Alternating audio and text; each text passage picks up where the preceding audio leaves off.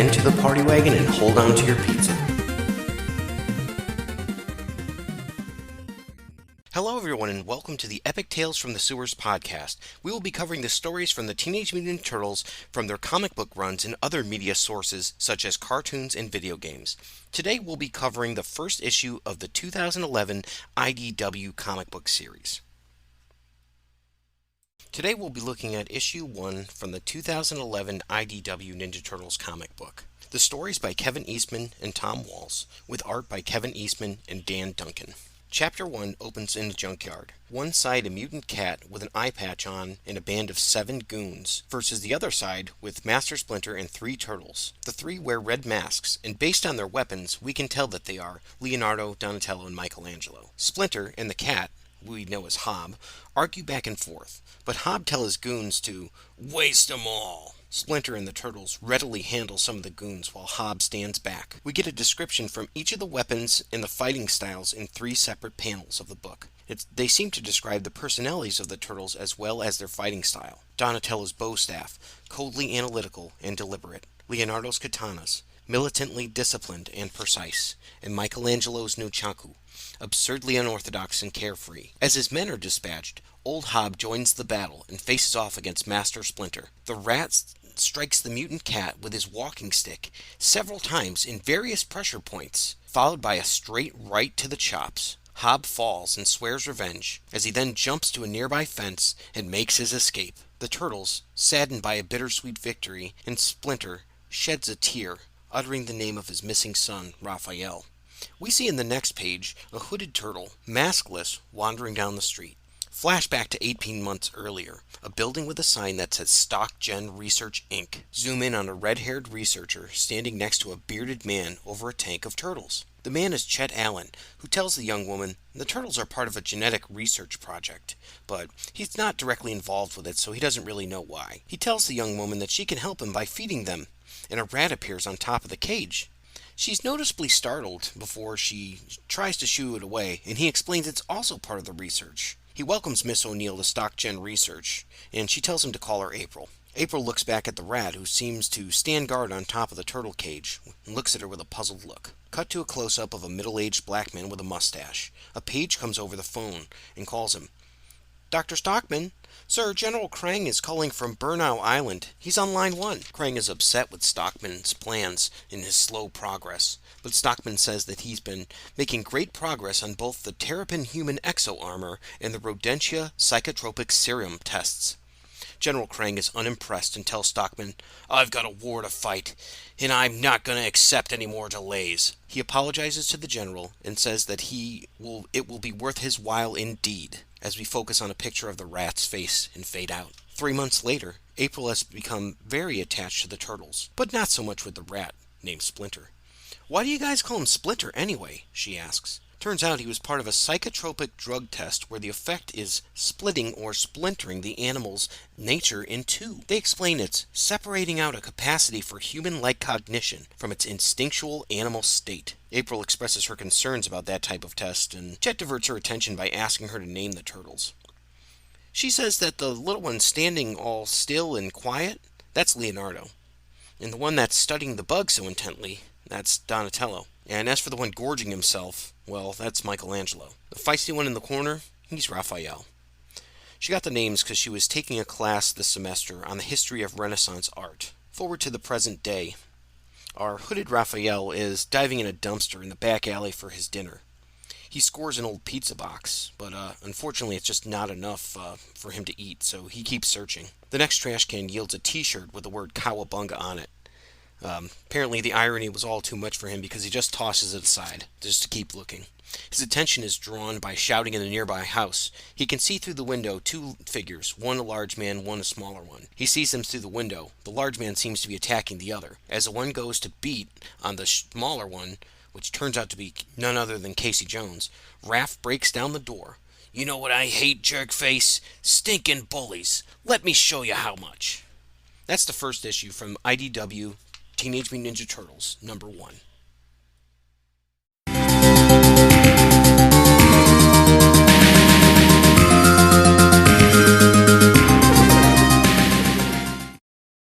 Since we're talking about a new character today, we're talking about Old Hob. He was on the first panel in the first page of the new book, and I don't think a lot of people are familiar with him. So what we're going to do is we're going to go through the micro series book number 3, IDW Teenage Mutant Ninja Turtles micro series number 3, and is all dedicated to Old Hob, kind of like the origin story. All right. This was written by Jason Sierramella and art by Dave Watcher. And I believe Old Hob was created by Tom Waltz and Kevin Eastman. We start out with Hob on top of a building in a trench coat. Now, Hob is a large gray cat with an eye patch, and he's anthropomorphized with the mutagen. So he's and his origins are tied in very tightly with the Turtles and with Splinter. So he says, "You know what our problem is? Humans. See, I ain't never had much dealing with 'em, and that's good. You ain't never been nobody's pet, and with good reason. I mean, look at you. You ain't exactly warm and cuddly, but me, I had plenty of dealing with 'em, if you ask me." We're not sure yet who Hobbs actually talking to, but he's telling them, "I was a pet. There was a time when the only thing I knew and trusted in the world was a human. His name was Billy, or Danny. I don't know. Memories from back then are all out of whack. Anyway, we got along like mayo and tuna." It's a picture of Danny playing with a string with Hob, and Hob is enjoying himself and lounging on the window. "Plenty of grub, warm spots for naps, and as much playtime as I could stand. What more could you ask for?" Hob is curled up as the little boy is reading a comic book on his bed. "Everything was perfect until—" "Billy, get your lazy butt out here now!" Hob is startled. Mother comes in. "How many times have I told you? How many times have I warned you about this? This whole kitchen smells like cat turds." Billy says, "I'm sorry, Ma, I forgot again. It won't. You're damn right it won't happen again. Where is he? Where's that flea bag? Please, Ma, don't. I won't forget again, I promise." Hob is grabbed up by the scruff of his neck. "I heard this all before, Billy, and you still can't remember to change that stinking litter box. I'm tired of it." "Stop, you're hurting him." She throws him out the door into the snow. "No, Hob! Please, Ma, he's going to die out there." "Your own damn fault." You see a picture of Hob in the snow, looking very forlorn at Billy. Billy in tears. "No!" The door slams shut. A winter day on the streets of New York City. And that was the end of that. Living outside was rough. No more laying around in the sun or playing with balls of string. The good thing about living in a city like this is there's always food around if you know where to look. The bad thing, you ain't hardly ever the only one looking for it. Hob runs across a mangy-looking dog who just tears him apart, and he goes away pretty quickly, still hungry. I learned pretty quick that if you want something in the streets, you gotta fight for it. And when you see something you want, you better be ready to take it. Hob pounces, gets in the prone position there to pounce onto some turtles who seem to be in some sort of green ooze. A snack's a snack, even if they're ugly green things. Hob pounces forward and grabs a turtle in his mouth. But these ugly green things had mangy little protector, a rat. That green crap, he's talking about the ooze, burned in my mouth, threw me off, and let the rat get the best of me. The rat actually is Splinter, who digs into one of Hob's eyes and tears out his eye. Hob, dejected, defeated, goes to lick his wounds while covered in the ooze and his wound from Splinter. "I've been roughed up before, hurt pretty bad a few times, but even this was different. Something was wrong. I don't know how or how it was for you. Like they stuck you with needles. It was so different, maybe. But hey, I ain't looking for no shoulder to cry on here. The story's important. You need to understand that the fact how this all started. See? Now where was I? Oh yeah. So I figured I was dying." Hob lies on the ground in a pool of mutagen and blood. "I figured I was dying, but then I didn't. All I remember was pain, like getting run through a sausage maker. Going on as one thing, and coming out as another. A transformation takes place on this page, and it starts with Hob writhing in pain, and then getting arms and legs that look like a human's until finally he's a giant cat man. When I woke up, I don't know what the hell was going on. One minute I'm catching dinner, the next I'm getting my eye clawed out, a stinking rat. And this, whatever this was, I was huge." Hob stands up. He's a naked cat man with one eye. "Where I should have had arms, I had legs. Then things got really weird. Hey, Mr. Allen. And tell me how, pray, in a massive city infested with millions upon millions of rats, do you propose to find this Splinter of yours?" That piques Hob's interest. We see Mr. Allen and Baxter Stockman in the alleyway as Hob peers through. "I couldn't believe it. The noises coming from the humans flapping lips that meant nothing to me before. I can understand now. They were talking about a rat, and I knew in my guts that had to be the one I just scrapped with." Hob then exposes himself to them and says, "I can help with that. I just want to know one thing. Does that filthy rat have to be alive when I bring him to you?" Baxter looks. My God. The next scene, we see Hob in the lab getting subjected to some various tests. He's in kind of like a big glass tube, and then he's getting tested with his breathing and some painful tests, it looks like, with a laser. Like I said, I don't know what the heck was going on. I told this guy Baxter about the rat and the turtles, and he seemed real interested. They said I'd be safe with him and that they'd take good care of me, run some tests to make sure I was healthy, and I didn't have a lot of choices. Not all the tests were bad. Some even helped me get used to this new body, but most of them weren't so fun. I hated the way they watched, too. No emotion. It got me thinking maybe this guy's not all he says he is. I'd been cared for in the past, and it never felt like this. It'd been there almost a month, and every day I kept hearing him talk about this ooze or mutagen. When they weren't poking at me, they were sure to be fooling around with one of the two. And you better believe I was paying attention. That ooze stuff was some kind of healing power, and it had the main ingredient was the mutagen that Baxter said was the stuff that made me change. I didn't understand nothing else, just a bunch of technical crap. This is Hobbs actually looking at a vial of the ooze and seems to be analyzing it. But hey, I knew leverage when I saw it. Bax, he thought he could do anything he wanted to because I was scared, and I wanted to make him think that, put him at ease. Well, I started thinking about a way to get out of here, to make some kind of move. I was done being his lab rat, and I had a score to settle. Your reflex and strength tests have returned some amazing results, Hob. You're getting more agile and stronger by the day.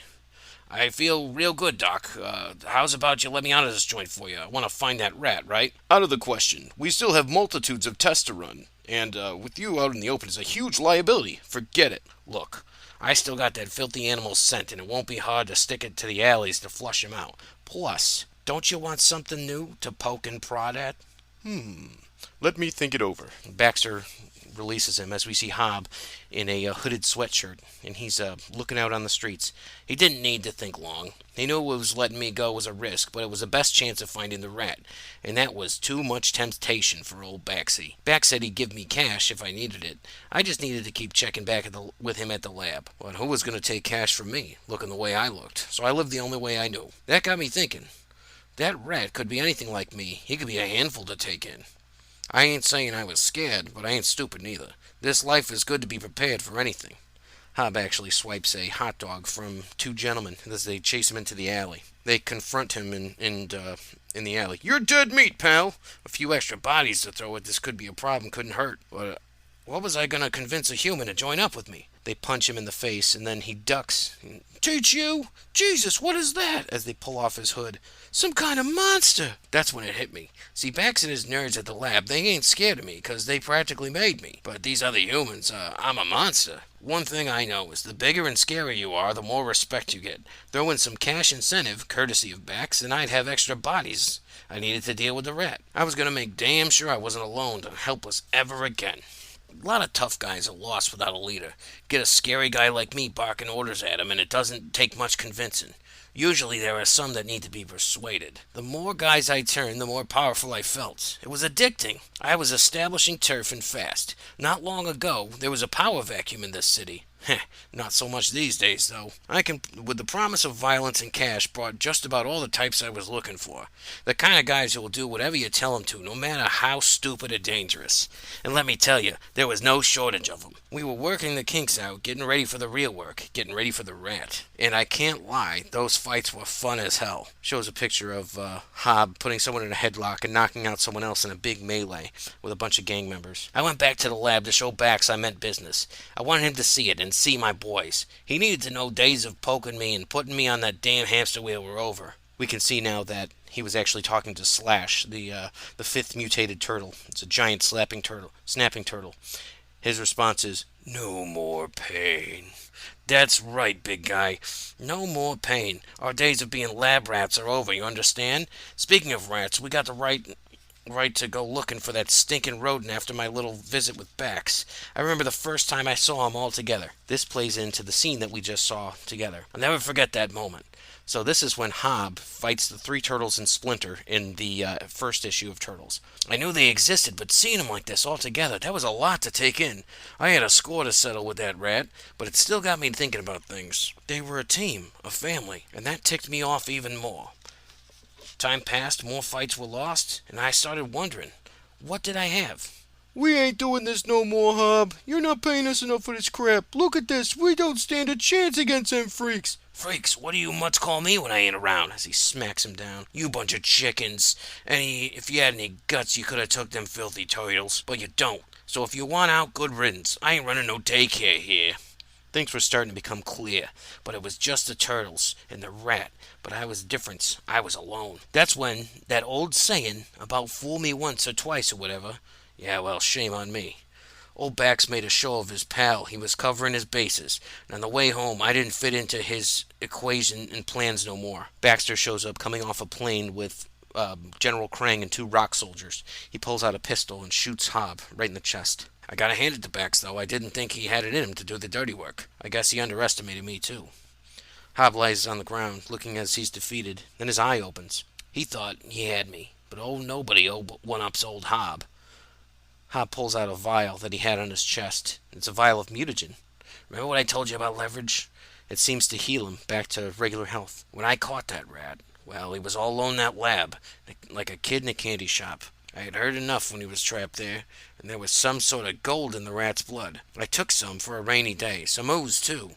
Bax thinks I'm just some stupid animal, but I always had one step ahead of him, and now I'm going to show him just what I'm capable of. I'm done with these humans, these weak, pathetic meat sacks. You can't trust them, you can't rely on them. I got plans, you see, big plans. And the whole city is going to shake with fear when they see what's coming next. You got 2 minutes before my better judgment kicks in, Hob. Didn't think you'd show. No, not now, Slash. We've got business with these turtle boys.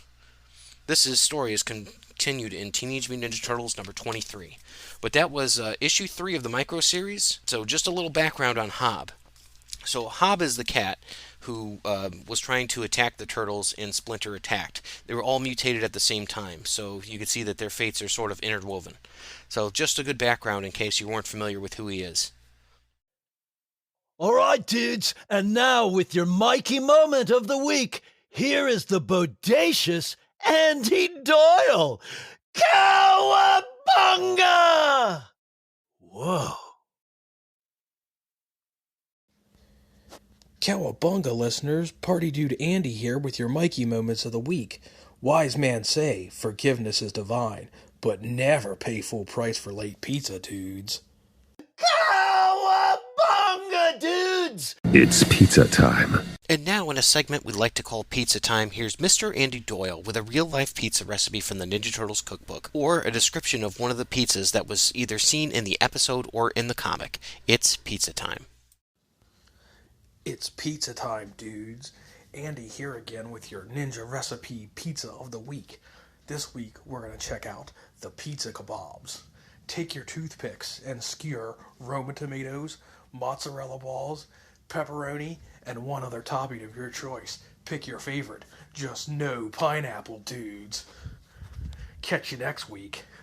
As a special bonus for this episode, we're going to be looking at Teenage Mutant Ninja Turtles Adventures number 1. This story is with art and with adaptation by Dave Garcia from scripts by Christy Marks and Dave Wise. It follows pretty closely, I should say, to the first episode of the second season of the cartoon show. We open with Leonardo and Michelangelo, disguised in trench coats, shopping in a grocery store. Nearby shoppers disgusted by their list of pizza toppings. Let's see, bean sprouts, desiccated liver, wheat germ, yum, peanut butter and jelly pizza. Meanwhile, Susie the cashier is being held up by 2 men. One are with an orange mohawk, and the other one is dressed like a pirate. They put clubs at her face and tell her to put all the money in a bag. They don't take kindly to her asking paper or plastic. The 2 turtles, upon noticing this, take off their disguises and engage the criminals. The criminals' response was to throw their clubs at the turtles, which bounce harmlessly off their shells. The pirate takes out a blade, but Mikey tosses his nunchaku, narrowly missing the tough, who ducks under.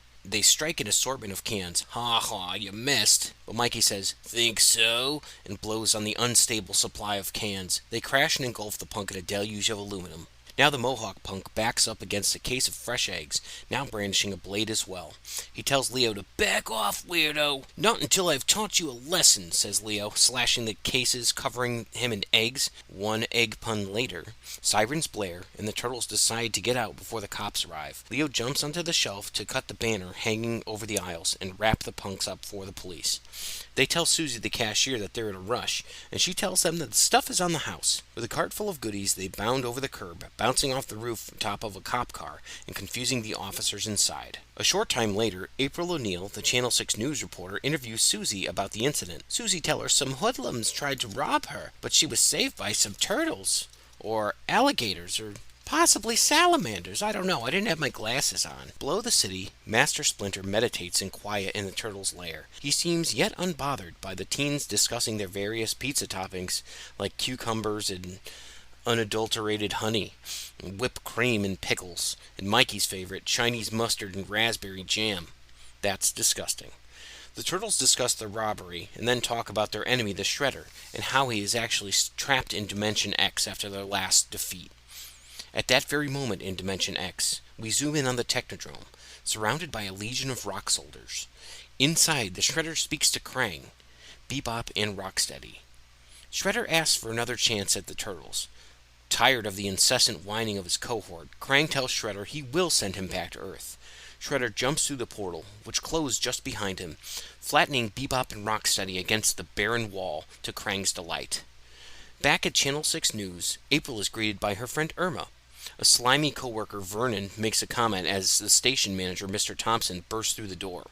He asked April about the interview and wants to expose the rumored hero turtles for the menace they really are. April argues the turtles are actually heroes, but Thompson disagrees. He tells her if she can't get the story, he'll give it to Vernon, the resident suck-up. Irma points out that Thompson's new girlfriend hates turtles. April seems not too surprised, but more determined than ever to get her story. Cut back to the sewer. Master Splinter, who is startled from his meditations and wakes up with a "No!" The turtles assemble at his doorway to see what was the matter. Their master tells them that he is a premonition from his rival Oroku Saki, the Shredder, who has returned from Dimension X. He warns them of the terrible danger ahead. At that very moment, Central Park, two muggers comment to each other on what a slow day it's been. They haven't robbed anyone in over a half hour. They hope someone shows up soon so their day has not been wasted. Just then, a glowing pane of fuchsia color appears in the sky, spewing out a purple-garbed man in shiny armor and a helmet. It's the Shredder. As they try to rob him, Shredder is reminded that he's in the Big Apple. He attempts to command his foot soldiers, or Bebop and Rocksteady, or rock soldiers even, to take care of the thieves, but he's surprised that Krang has set him up empty-handed. The thieves hold knives to his throat. Realizing that he has to handle this himself, Shredder jumps onto the air and with a backflip onto a nearby tree limb. With a downward slash, he drops the branch onto his assailants. Then he stands over them laughing. Then he actually robs them as they take off in a hurry. Using his communicator, Shredder calls Krang to ask where his legions of foot soldiers are. Krang explains, "You failed to defeat those miserable turtles and their teacher Splinter with all my help. Now you can destroy them on your own." Shredder vows vengeance to both the turtles and will show Krang for this. Knowing he must make his way on his own in the city, he heads for a building with a sign that says "Slash for Cash Gym." When he opens the door, he finds a large red-haired man criticizing his students for being wimps. Shredder tells him, "The master is responsible for the student," and then tells him that this dojo is now his. To some resistance, he pulls down a heavy punching bag, tosses it skyward, and shreds it apart with his gauntlets. The teacher and students bow and accept his leadership. The next day at Channel 6 newsroom, it seems Vernon has some hot news to show Mr. Thompson. It turned out to be a story about a vicious wild dogs in the park, but really just Vernon getting attacked by a small poodle. Thompson was not impressed in the slightest by this. "You took out a whole news crew for a poodle?" He calls April into his office. Mr. Thompson's girlfriend is also waiting in there, and it seems they were just about to leave for lunch when April comes in. He tells April that she has got to go get the story for the turtles and don't come back without proof of some insidious turtle conspiracy. April leaves in a huff, and under her breath she says she'll get him a story, all right, but one where the turtles become heroes instead. Back at the dojo, Shredder is whipping the new recruits into shape. He thinks they're ready for action, and begins to bring a plan to discredit the turtles into action, presenting each of the students with a turtle costume and calling them the Crooked Ninja Turtle Gang. They proceed to rob a bank, and one of the customers happens to be Susie, the cashier, who was surprised. "I thought they were such nice boys," she says. They rob a jewelry store.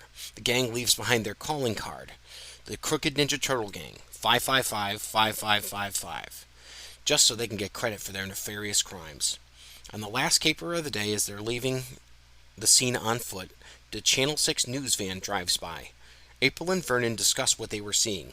Clearly, these were not the real turtles, but it's close enough for Vernon. "They were teenagers, they were ninjas, and they were green. What more do you want?"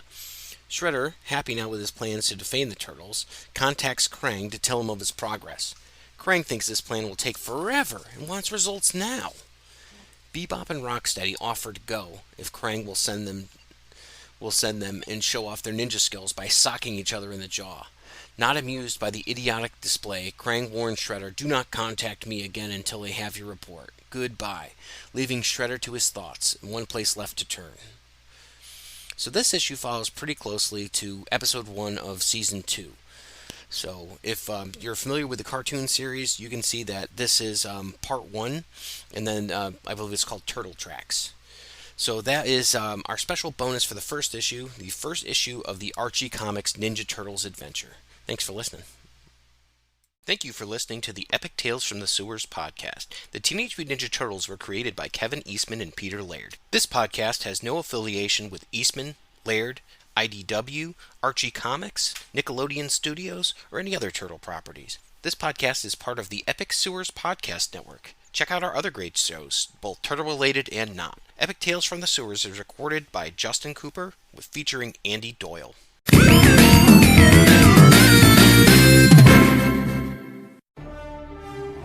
Terrificon, Connecticut's #1 Comic-Con, is back at Mohegan Sun on July 30th to August 1st. Meet actors and superheroes. Shop for cool stuff. It's 3 days of Comic-Con fun. Terrificon, Connecticut's #1 Comic-Con at Mohegan Sun, July 30th through August 1st. Learn more at Terrificon.com. Everyone thinks because you're a zombie, you don't know good coffee. Well, they're wrong. We have very active lifestyles. It's not all wandering the countryside aimlessly or scaring passing motorists. And we all love a good cup of joe. And there's only one brew that gets my seal of approval.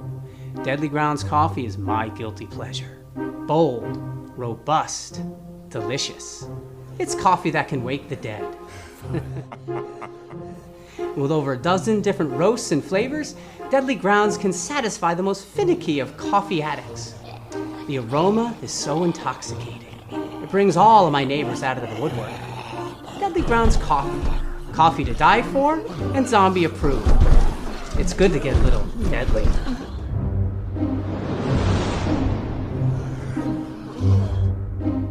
Use the front door! Oh, they're so disgusting.